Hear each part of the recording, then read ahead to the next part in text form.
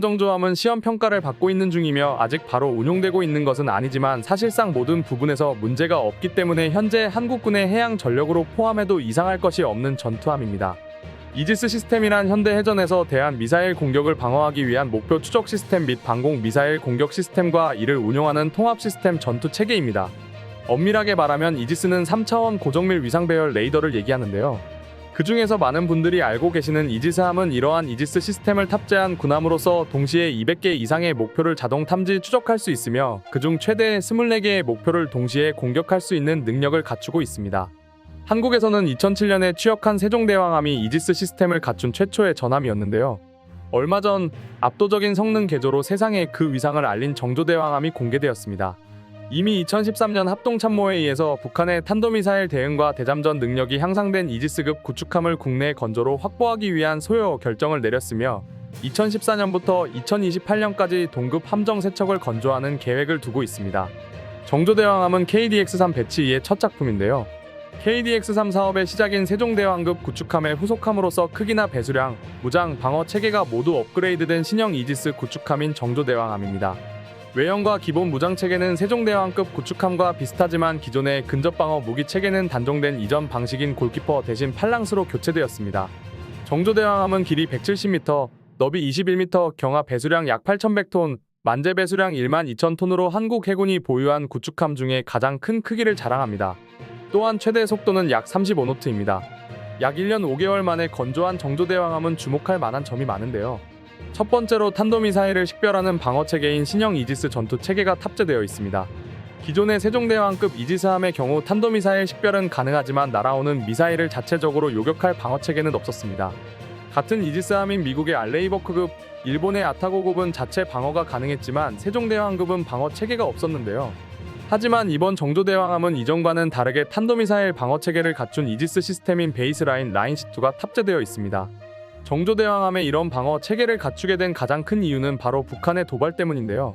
점점 시간이 지날수록 북한의 미사일 도발은 심해지고 있습니다.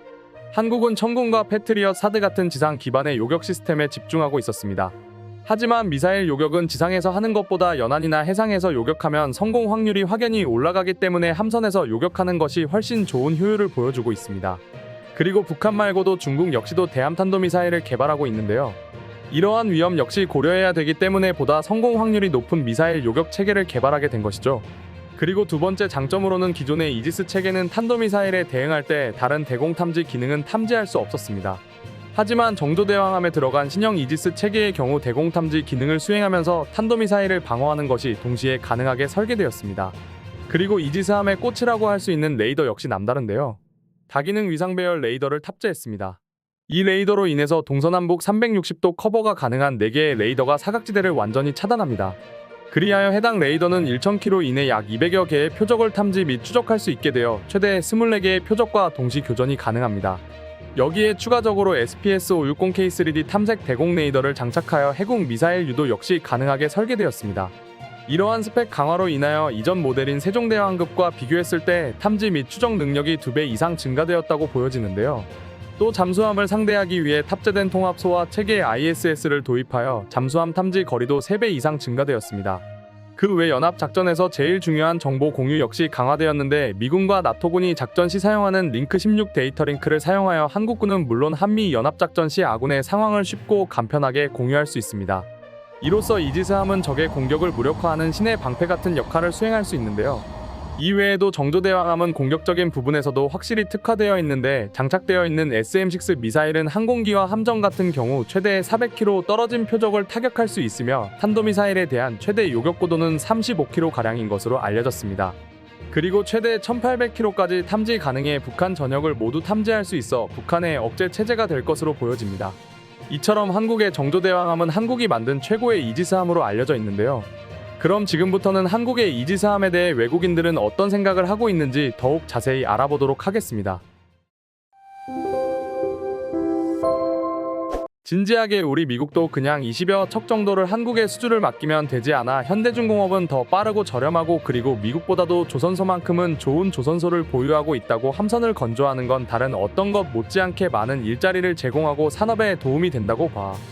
그런데 그런 걸 해외로 보내버리면 오히려 우리가 해를 입을 수 있지. 그러한 태도를 가지면 이제 다른 나라가 우리에게 수주를 맡기지 않을 수도 있어. 맞아. 선박 수출은 직접적인 제작보다는 설계를 수출하는 게 대국으로서 좀 더 맞는 말이고, 선박을 직접 만들어서 판매하는 경우는 그러한 선박들을 만들 능력이 없는 소국들을 위한 것이야. 스페인은 꽤나 좋은 장사를 하고 있던 것 같았어. 나도 충분히 이해하는 바야.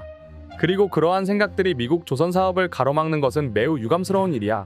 현대중공업이나 삼성중공업, 대우조선해양 및 일부 중국 조선소들은 미국보다도 훨씬 진보한 조선소를 가지고 있어. 미국은 물적 인프라는 존재하지만 제작 기술과 공정을 더욱 빠르게 하려는 의지는 없어. 비용이 절감되고 건조가 빨라지며 품질이 높아지지만 그에 비례하면서 일자리는 줄어들게 되기 때문이지.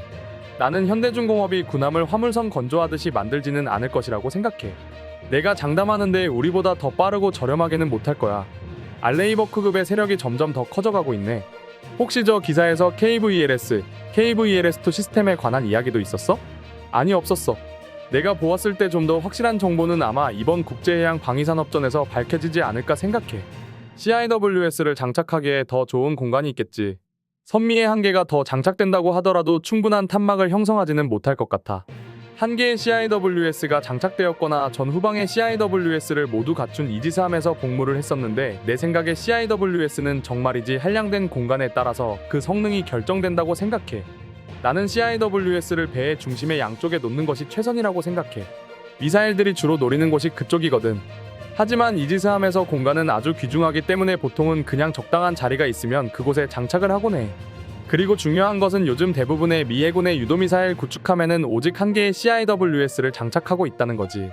분명히 하나를 앞에 더 설치할 수 있을 텐데 그러지 않았어. 어째서 양옆에 놓는 것이 앞뒤로 장착하는 것보다 나은 거지. 앞뒤에 장착하면 측면으로 파고 들어오는 공격도 충분히 요격할 수 있지 않을까 싶어. 배의 측면 중심부에는 사각지대가 남아 있을 것 같은데 아마 그런 경우를 대비해서가 아닐까? 좋은 예시로 타이콘데로 가급 순양함들은 측면에 CIWS를 장착했지. 어떤 이유에서 그런지 알고 있지. 내 견해로는 충분히 자리가 남을 것 같은데 말이야. 돈 때문이야. 자리는 남지만 설치를 안 하고 있지. 너는 한쪽에서만 오는 미사일을 생각한 것 같은데 만약 동시에 양쪽에서 미사일이 발사되어서 양쪽을 전부 커버해야 할 상황에는 어떻게 할 거야? 나는 어째서 시렘의 팔랑크스를 사용하는지 모르겠어.